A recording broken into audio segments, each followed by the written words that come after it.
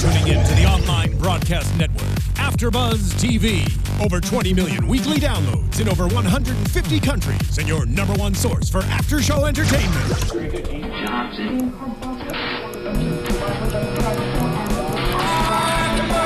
AFTERBUZZ TV, the destination for TV superfans, producing aftershows for over 300 of your favorite TV shows, interviewing celebrities and showrunners, and bringing you behind-the-scenes exclusives. All thanks to E! Entertainment's Maria Menounos, producer Kevin Undergaro, and internet leader Akamai. Now, let the buzz begin! Welcome, ladies and gentlemen, to another after show for Falling Skies here at AFTERBUZZ TV. We're doing Hatchlings, Season 5, Episode 3. We're doing Hatchlings. We're doing Hatchlings. So, a lot to discuss. I'm joined alongside Lauren Lograsso. That's true. That is my name, and you can find me on Instagram and Twitter at LolaLogro and Facebook.com/Lauren Lograsso. And I'm your host, Phil Svitek. Welcome, ladies and gentlemen. If this is your first time to the show, because you found us some way, welcome. Subscribe, rate, comment. For those of you returning, welcome back. You guys have, it's the last season, a lot of stuff going on, and it only furthers today. Today was very much a down episode. Yeah, I almost shed a tear. Came close, but then I didn't have that emotional release. How did you feel about it, Phil? We got a couple of pick-me-ups early on. It was good, and then we just went for a roller coaster ride, from there, and it wasn't so good, and it set up a lot of things that are going to come to a head, But let's start with, a scene that was simple, but it had a lot of symbolism and foreshadowing. The scene with Matt and who we're going to call his girlfriend. Yes. So, your thoughts on the scene, because you took some extensive notes on this one. I did take extensive notes. I just took notes on that one and said the list, because that's what we're talking about, right? The list, Yeah, yes. the list. Okay. The list of stuff to keep and the list of stuff to not keep when the world is coming back to life, to Yes. normal. I was upset that they're going to take pickled things off the list, because I personally love pickled items of many sorts. That was upsetting to me. Chocolate covered things sounds good.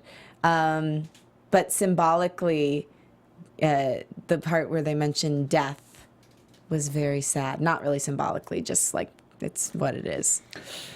Yeah, because it was, because he asked her, what would you take away, what would you keep? And, everything you just mentioned, that was kind of more of the silly side of the list. But yeah, I mean, it was very much, take away death, keep family, because, her family was obviously taken away. And then as the episode went on, obviously it tied into more of Sarah was going to die. Yeah. And they were talking You're about... going to die, Sarah. And, because they were talking about family and starting a family, and they want, so it just worked against it. But it was such a tender moment, too. It was, but, obviously, while it connects very directly with them, I don't want to just get into Sarah and Pope fully, because I do want to talk about them. But Matt and his girl. And his girl. What about the part with the weapons? I thought that was interesting, to keep weapons that kill the aliens and take away weapons that kill humans. Yeah, it's one of those things, again, it's part of it. What's nice is that it's being told through kids' eyes, and for the most part, Matt doesn't really know the world when it has not been like this. He's only heard, he's only heard of the greatness of what can be, but how many times have we seen, whether a TV show or a movie, where someone goes back in to learn about the human race, and it's like, it's pretty grim even when we're not fighting aliens. Yeah. So, this whole list, that's what's going to be most interesting, of where we kind of end up, because,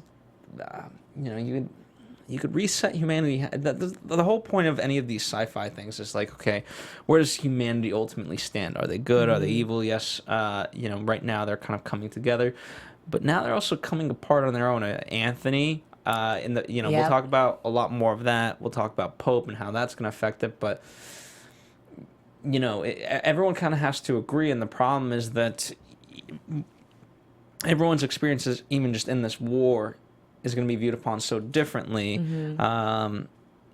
And so how this war affects them is how they're going to come out of it. And if they disagree on many things, then this list is going to be hard to maintain. And smaller groups are easier to upkeep versus now we're expanding globally. And Mason's militia, is the whole Mason militia going to agree with this list? I highly doubt it, and therein lies the problem. Right. I agree. But they have already signed on to be part of Mason's militia, so there's a good chance they'll try to adhere to at least some of the principles.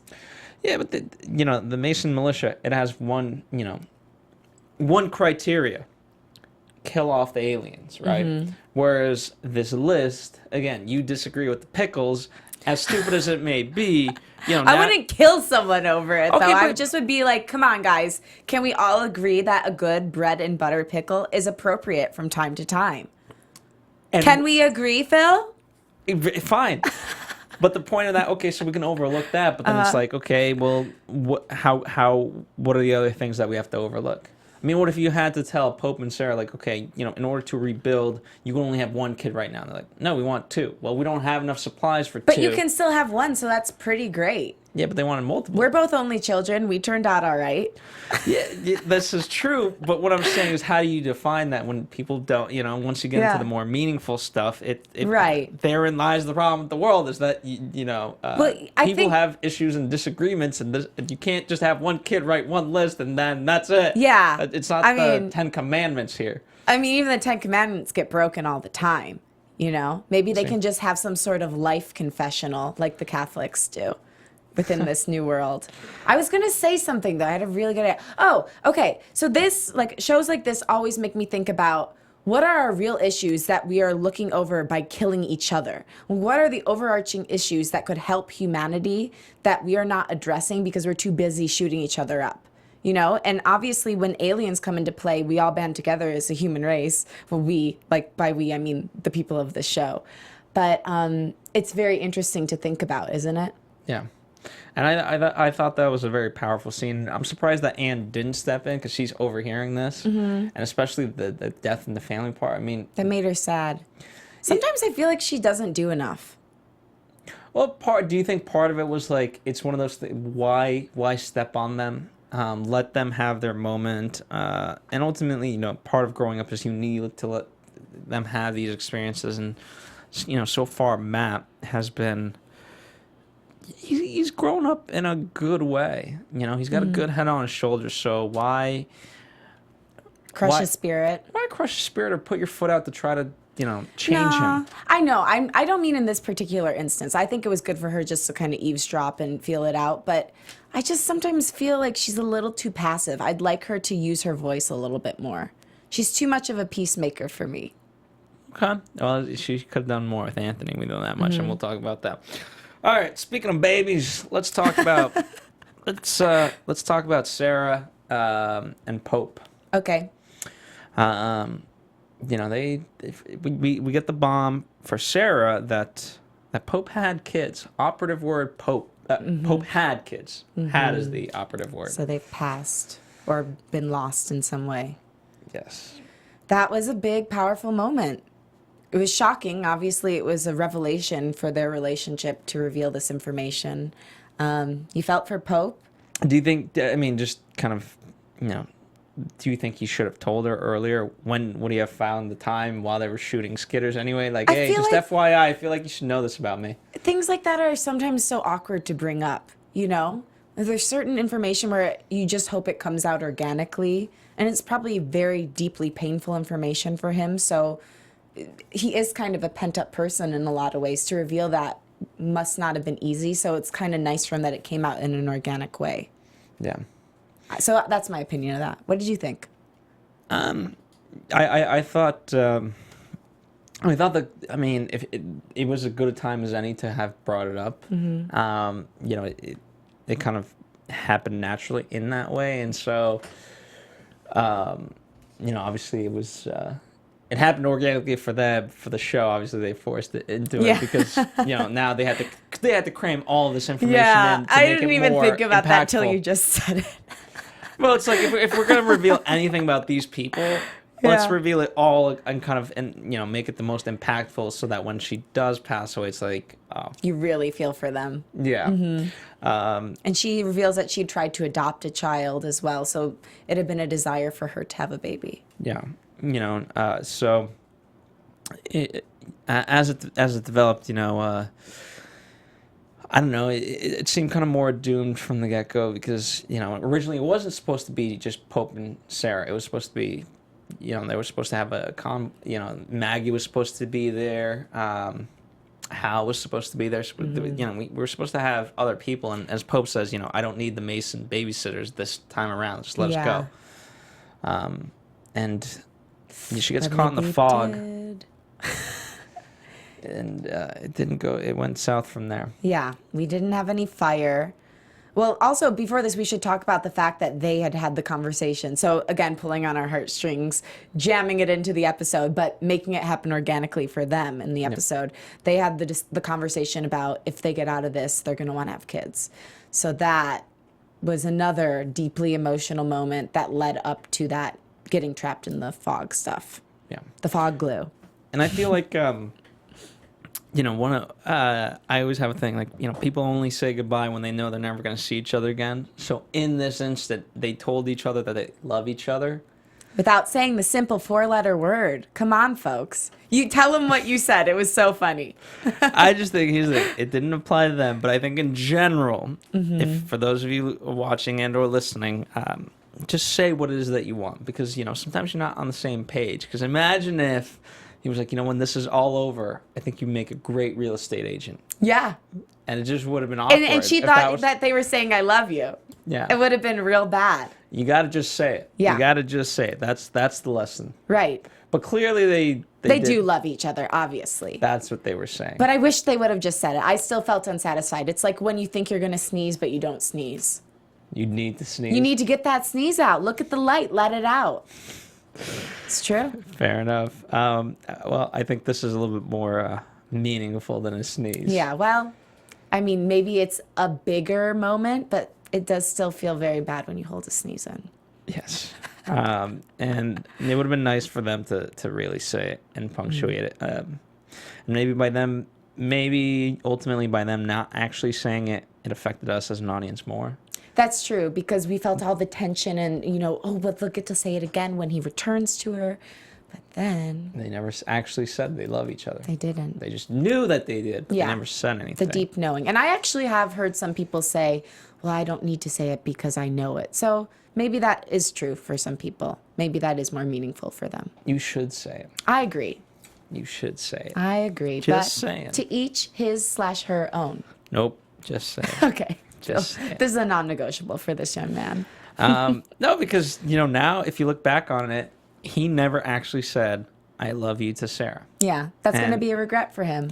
That's right. However, it's going to be clouded by anger that he feels towards Tom. Because when push came to shove, it was, okay, do we go after the Skitters and the Ishveni and everything that we, the whole war, or do we go save Sarah, who's, I mean, if you look at the history of Sarah, she's, we were just talking about this, I forget exactly the number of episodes ago, I think it was 2 episodes ago, where she did say, like, how many times do I have to prove myself to you people that I'm part of the second mass? Right. And, to kind of negate her and just put her off to the side, yeah, that sucks. That really sucks. It does. It does indeed. And it's again that group think or the importance of the group is more important than the individual. That Totalitarian. Yeah. Mentality. No. Oh, what is it? I get what you're saying. Yeah, the importance of the group is more important than the one. It's kind of like an Eastern way of thinking versus a Western way of thinking. But the problem is you have to look at, there's certain things that you have to look at. How does it affect the group, right? Okay, this is the line that got me. This time my family comes first. Pope said that to Tom. That really hit me because it really clarified the situation. Tom has put his family in the forefront of the group so many times over the course of their journey. And he's just asking for this one thing. This is the way Pope's singing. I'm asking for this one thing, and you can't do this for me. Yeah. No, absolutely. I mean, think of how many, just even we'll talk about Katie, and her situation. I'm sure Anthony feels this way. It's for the most part, Maggie feels this way. Just think about all the people in this episode. Now, take the history of, Falling Skies. The only people that have had and continue to have family are the Masons. So when this all is said and done, they're walking away happy, and then you have everyone else looking at them like, well, what the hell? What about us? Yeah, not We we're got alone. nothing. Fighting all these aliens. Yeah. You need something to fight for. And when you take away Pope's something to fight for, it's going to get ugly.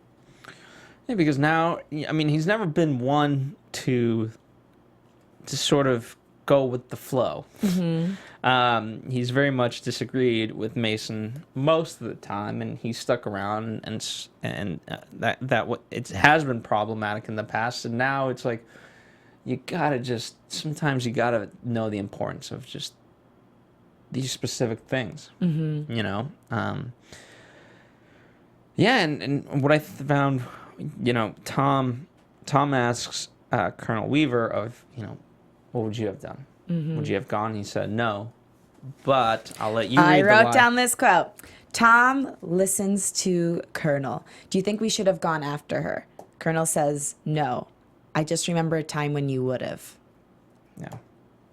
And I think that really, really stuck with Tom, because especially, it's fine, you're a warrior, we got to get angry and all this stuff.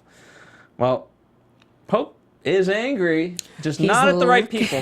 He's looking through the fire at Tom and Anne and just ready to murder.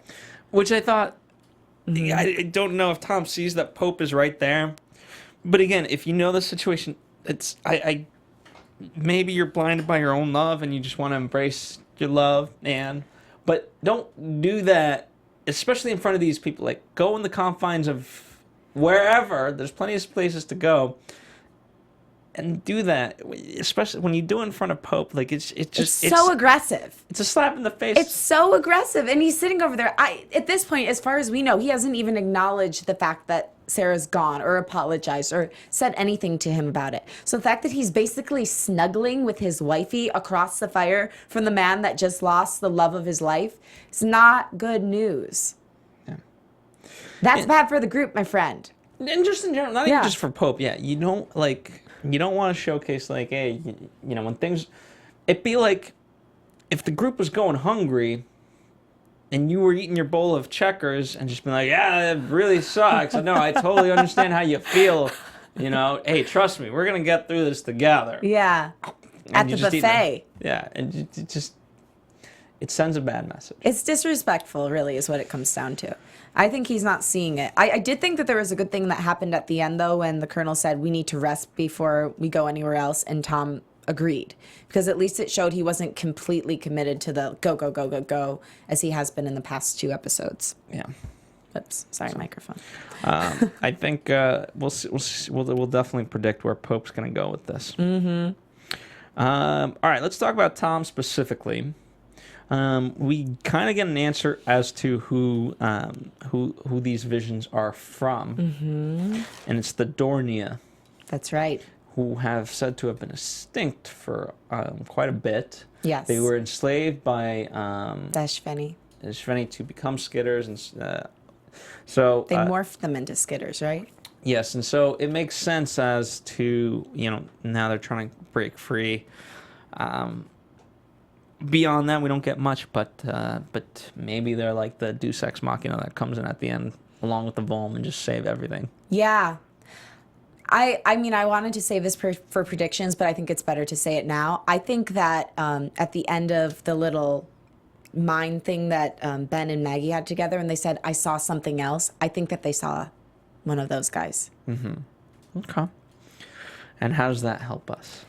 That helps us because they're being seen by more than one person. So if they can kind of piece together the memories, maybe they can figure out why these are coming about, if these beings still exist at all, figure out what they want and how, if they are good beings, they can help the Masons militia get what they want.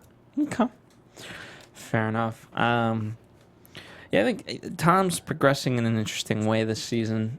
If obviously he's dealing with this, and then he's going to be dealing with, whether he wants to or not, he's going to be dealing with Pope. But it seems for the most part, right? He's very frustrated because things aren't going his way. They only have one truck. Thank God they actually even have a truck.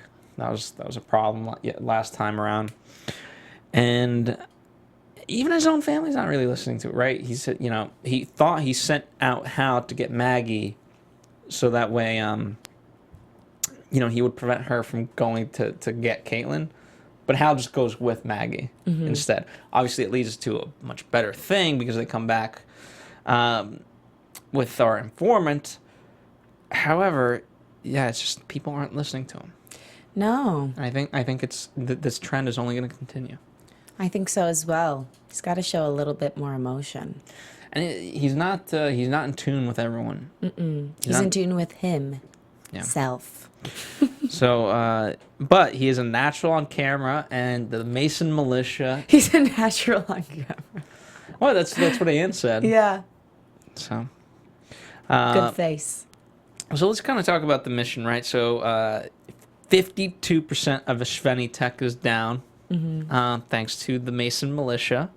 By the end of the episode, the North is clear, and they're going to Fayetteville, which is North Carolina, by the way, big kind of military town, and then they're going to go to D.C. So geographically, you're going to go more south than to go north. So we're going to kind of do a loop. Yep, circle. What's there? We don't really know quite yet. Well, we saw the 2 gray areas on the map, right? So what did they say about those? I can't even recall.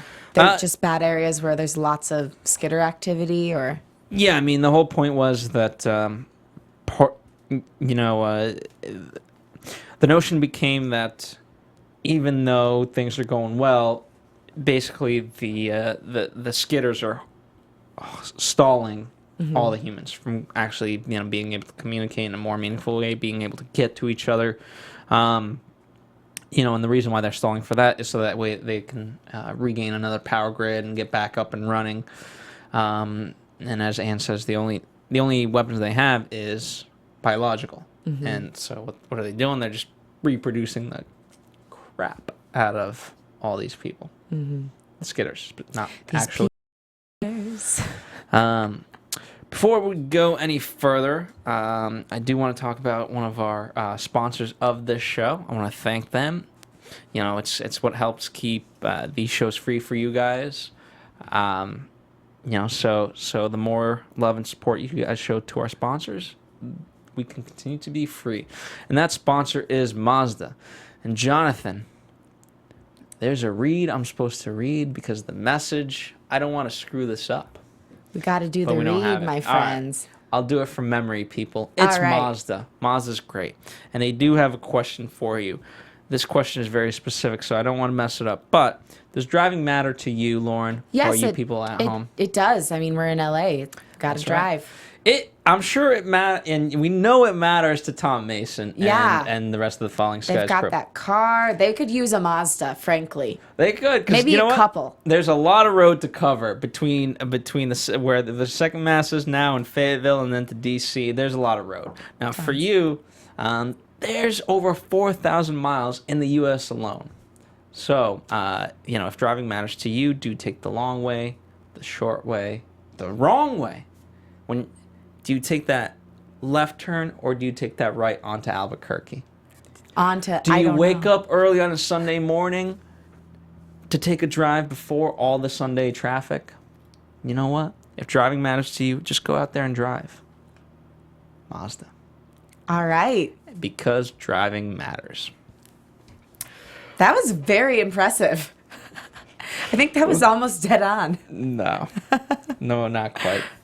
But you get the message. Driving matters. It does. And we wish that they had, anywhere from 1 to 5 Mazdas at their disposal right now. Mazda really needs to sponsor this the Mason militia. They do. They could use a sponsor.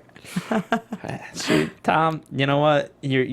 I'm glad you're great on camera because you're now going to need to actually pitch it to Mazda. You can call up some sponsors. You need a food sponsor, you need a car sponsor. Yeah. We'll figure this out together. Use that winning smile that we hardly ever see. Okay. So let's talk about this mission, right? Which is what ultimately, the choice between Sarah and going to kill these skitters. Take the truck, we get there. And all in all, we these tubs of, oh, you mean where the skitters are coming out of? Yeah, this is like a simplified version of the Matrix. It's like the skitter womb. Yeah. They just keep coming out every 2 seconds, just boop, boop, boop, boop, boop. And they're like, Meh. Yeah. Did you like my skitter impression? I'll let the good people at home rate it. Good. I'm scared. But we have a plan. Yeah, we got the group in the front and we got the people in the back. So it's Hal, Tom, and Anthony from the back. Backdoor folks. They got bombs. They got bombs, and they ultimately let out the bombs, and the whole point of the front group was to kill off the skitters that were coming out. They did that, but as Ann notes, there's something wrong. They should have been out a long time ago, and I didn't really find anything wrong with it at the beginning, But obviously, that's why they're smarter than me. And but apparently not smart enough because Anthony is suffering from PTSD. Yeah. Yeah, that's right. Yeah. I called that, man. I mean, obviously anyone who's watching it could have called that, but I'm glad that they actually addressed it this week and put a label on it. And because while the mission was successful, we had the Overlord, and we'll talk about The Overlord and Ben and Maggie. Yeah, we'll talk about them specifically. But in terms of, this was our informant. And, this is the second time that Anthony has kind of took Post. Oh, okay. I didn't know we're jumping that. Okay. We'll talk specifically Anthony. Okay, cool. So, yeah, when he was back at the camp. Yes. And I promise we will talk about Caitlin and Maggie and Hal and that a little bit, but Anthony was involved with that, and the Brian, we'll just call him Brian, he escaped, and then this time around, Anthony kills the Overlord. Yes. Just shoot his hand, if anything. Yeah, well, he could have shot him in the hand, shot him in the leg. Like, there were so many non-fatal options. I mean, I get the hand because he was holding that thing, whatever it was. The weapon. The red weapon. It looked like a heart that he had in his hand, a glowing heart. Fair enough. Could have been. Whatever it was, it was the perfect plan. Because no matter who stood guard, this thing wants out. Mm-hmm. Well, how does it... killing yourself or being killed is not the best option, I'm sure, especially for oneself. But for the group at large, clearly whatever Ben and Maggie were doing, it was very powerful, and he didn't feel like he could overcome it, so death was the only answer. And how do you do that? You provoke someone. Provoke someone who's not named Tom Mason. Right. And he'll never give up. And that's exactly what happened. Yep, he took a weak victim and bam, bam, bam, bam, he was dead. Yeah. So it's probably like 4 bullets. It's unfortunate. His brain matter looked blue. Yeah, they're aliens. I know. He's actually kind of pretty. You can do, you and Ann can do some alien biology. Perfect. I actually did well in bio. Very good. Yeah. Thank God. Well, I'm sure you guys didn't study aliens. No, we didn't do that. Not quite yet. But, so Anthony's gun is taken away. He's basically, essentially stripped right there by Colonel Weaver. And yeah, he's going to be upset. We'll talk about the because specifically in the preview we get Pope and we get Anthony. So obviously something's wrong with them, and we could all guess that. So.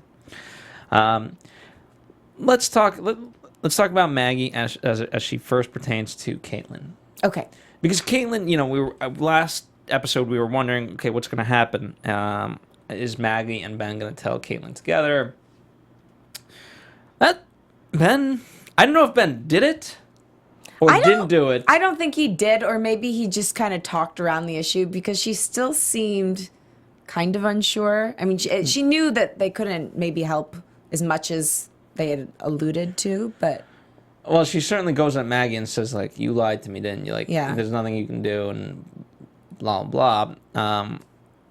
Yeah, so I'm kind of upset with Ben that he didn't keep to his word. Mm-hmm. And here's poor Caitlyn, kind of now having to figure out the pieces of, like, okay, you lied to me. Mm-hmm. And now she has to go... Now she has to go on the offense and speak with Maggie about it. With like, yeah, it was you, and I hate you. Right. Which doesn't hate her, which is good. But that's why, because of that feeling, because, especially because Maggie from the start knew that this was 99.9% what was going to happen, that they couldn't help her. Even though it did hurt, she chose to communicate and be that conduit for Caitlyn and Brian. I was actually surprised she didn't stand up for herself more because I felt she wasn't just saving Caitlyn in order to get the food. She was also saving Caitlyn so that, Caitlyn wouldn't be alone anymore with her brother/creature. So I thought that was interesting that she didn't say anything. Maybe she just felt so guilty about it that she wanted to take the hit. Mm-hmm. What do you think? Yeah. Cool. You agree? I agree. So she does speak for Brian, though. Yes. So, and he says, Caitlyn, I love you, or Katie, I love you, but I don't want to hurt you, and I'm afraid I can't not hurt you. Yeah. And he ultimately ends up, again, because it's an internal struggle of, okay, is he human, is he alien? Yes, he's there somewhere, but he has to fight, and only he knows how hard the fight is. Mm-hmm. And ultimately, the alien side of him wins out. He breaks out of the cage, hits Anthony into the corner, and drags Caitlyn into the woods somewhere. Yeah. Which, obviously it led to a great thing because we got to the Overlord, but... couple tragedies in the meanwhile. Yeah, speak of death, I think this happened before the Matt and his girlfriend's speech, but it was another death in the episode. Mm-hmm. And, this poor... What was most impactful was how Maggie kept saying, like, I understand... Because, one of the things that I think it'll later on go to is, Hal's trying to get back with Maggie. Mm-hmm. And the fact that, in first episode, Hal said, I love my brother, but I love you as well. And I'm willing to hurt my brother in order to love you. Mm-hmm. And she understands that sentiment, but she can't really get it further, right? Now, having been connected to Caitlyn and Brian, as she says, she understands sibling love, and she's never had that her entire life. And, first off, I think it's going to, one of the reasons why I think she was more willing to do this sort of experiment with the Overlord is because she feels so, directly affected by, or directly, she caused it, right? Mm-hmm. And she doesn't want their lives to be taken in vain. Yeah, exactly. Mm-hmm. And now I think that this is a very powerful connection that, she will keep and try to remember. And again, maybe she'll apply it to her and Hal in the sense of that if he's willing to go that far, maybe she should try. That he must really love her. Mm-hmm. But yeah, that connection is certainly broken as soon as, ultimately you could say Brian went out because he took control and killed the alien. Now, in doing so, obviously he sacrifices himself, but some could still consider that a victory. So you mean he killed the alien, meaning himself, the alien that had taken over his body? Yeah. Okay. Well, Wow. he killed both. That's like... It'd be like the equivalent That's of like if you're in an actual fight with someone. Fight Club. Well, not yourself, But like, let's say, whatever, I'm fighting a skitter. In order to kill him, let's say there's a lava pit. I hold on to the skitter, and we both dive into It's like lava. Harry Potter. Did you read that and watch it? Crickets. Oh, no. Crickets. Well, everyone who's watched it knows what I'm talking about. The ending with Voldemort. Spoiler alert. Okay. Very good. So there you have it. Yeah. And we're left on that note. Overall, I like this episode. This I is my don't favorite. particularly love talking about this episode because it's a downer. Yeah. Sad. So Shedding internal tears right now. yeah, it is. Again, it was a very good episode. It's just There's so much that happened too. It's kind of a bear to get through it all. it is. It's a lot of kind of recap and stuff like that. It's a very much setting up things for the future type episode, while a lot of action had it had a great combination of both. It moved very, very quickly while setting up things for the future. But before we get into the full future of things, you got some news and gossip that you do want to share. So let's get into that. Indeed. AfterBuzz TV News. So much news, so much gossip. So as you guys probably know, Comic-Con is going on, or did it end? It just ended 5 minutes ago. Yeah, it just 5 ended. minutes ago, just ended. So they have had some Falling Skies interviews and little, councils, I'm going to call them, going on. And so Connor Jessup, who plays Ben, was talking about how sad he is for the ending of the show. And he says, "I'm shocked that my character is still among the living," but he added the caveat, "I can't say that I made it to the end because that would be a spoiler. He can't say anyone made it to the end." But one thing he did want to say is that he took some souvenirs from the set. So he took Tom Mason's clothes. He said all of them, which I can't believe that he really took all of them. But maybe he doesn't have that many because, post-apocalyptic and everything. But he said he wanted to take a skitter, but he didn't get to. Would have been really creepy to display that in your bedroom. Wake up at night and it's a skitter. Yeah, that would be certainly very, very creepy. I mean, hopefully you wouldn't put it in your bedroom. Hopefully, I don't know why that was the first thought I had. When you get those big teddy bears, if you go to the fair and you win, I pictured the skitter like that, and you put it in the corner of your bedroom. Okay. I wouldn't, but I wouldn't either, but I thought he would for some reason. Fair enough. Yeah, very good. And by the way, speaking of comments and things like that, you've had contact with our friend on not Instagram, what am I saying? YouTube. YouTube, yes. Julia Sarah Stone, who plays Caitlin. Yes, thank you so much, Julia. You wrote us, and we so enjoyed your performance. I'm so sorry that your character passed this episode. It was a bummer. But Well, she's not dead yet, is she? yeah, Caitlin. Caitlin's the sister of Brian. Yeah, but she got shot. We didn't see her die. We didn't? No, we didn't see her die. I think she's dead. No, I think she's alive, and now she's going to feel the effects of not having Brian, her brother. Okay, well, we disagree there. I think she's dead. Until I see bodies dead. Here's the thing. She was shot, but she's not they dead. said, yes. They said we're going to have to bury them together. Oh, is that what they... Yeah, they definitely said that. You missed it. I wrote it down. So anyway. I wanted your character alive. Yeah. So she could, unfortunately, suffer, I guess. Oh, yeah, that would have been an interesting plot point, but it's not happening. But anyway, so we did write to you, or I wrote to you saying, if you want to come on the show, we'd love to have you. So feel free to email me back. And thank you guys, all of you, for your comments. And we will make sure to engage with you on Twitter and Instagram and YouTube, of course. We appreciate your and viewership. iTunes and all that. And where? iTunes. And iTunes, There's of course. just too many places. But There's so many places, you guys. I feel like my brain's going to explode sometimes. Just so Just much to filter do. it all Just like through. the Overlord. all right. Speaking of things to discuss, let's talk predictions, and I imagine that's going to be the most thing you'll want to talk And about. now, your AfterBuzz TV predictions. Okay, we get Pope holding a gun to Mason. Yeah.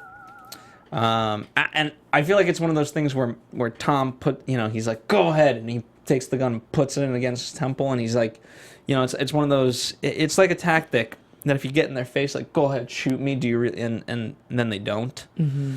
But Pope is gonna be mad.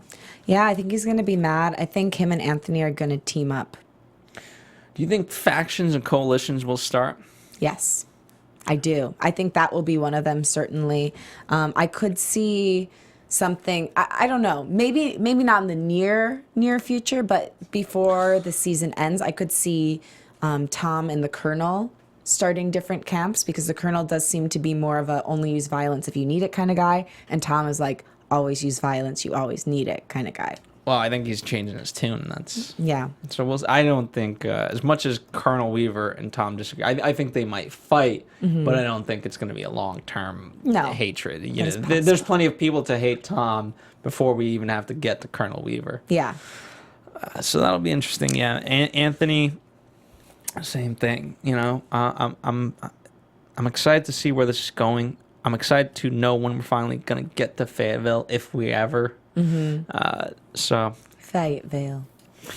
that's right. All right, guys, that about does it for us. Thank you guys for joining us. We'll see you next time around. Let us know your fan theories. By the way, if you got a chance to attend some of the Comic-Con panels, let us know how that experience was. We weren't there. Yes, we would love to know. Share it with everybody else. What was that first-hand experience? Being there, seeing, the Masons, seeing Pope, and whoever else. Skitters. That's right, the Ishveni. Who was all there? Let us know. Coaches. Coaches, and the Bohm, and so on and so forth. And maybe you got some insight into the stuff. If you know more than us, please just try to put spoiler in front of it, so that way, if it could possibly spoil the rest of the season, give people the option to not read it if they so choose. So. But in the meantime, where can people follow you directly? They can follow me at Lola Logro on Twitter and Instagram, and Facebook.com/Lauren Lograsso. And follow us here at AfterBuzz TV, Facebook, Twitter, Instagram, all that stuff. And thank you guys for joining us every week.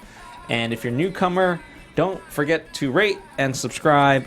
We really do appreciate it. And thank you, Mazda, once again for sponsoring this show. We'll see you next time on another edition of AfterBuzz TV's Falling Skies. Thank you.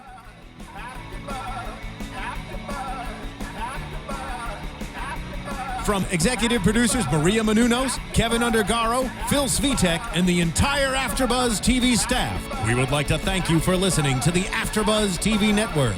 To watch or listen to other after shows and post comments or questions, be sure to visit AfterBuzzTV.com. I'm Sir Richard Wentworth, and this has been a presentation of AfterBuzz TV. Buzz you later. The views expressed herein are those of the hosts only and do not necessarily reflect the views of AfterBuzz TV or its owners or principals.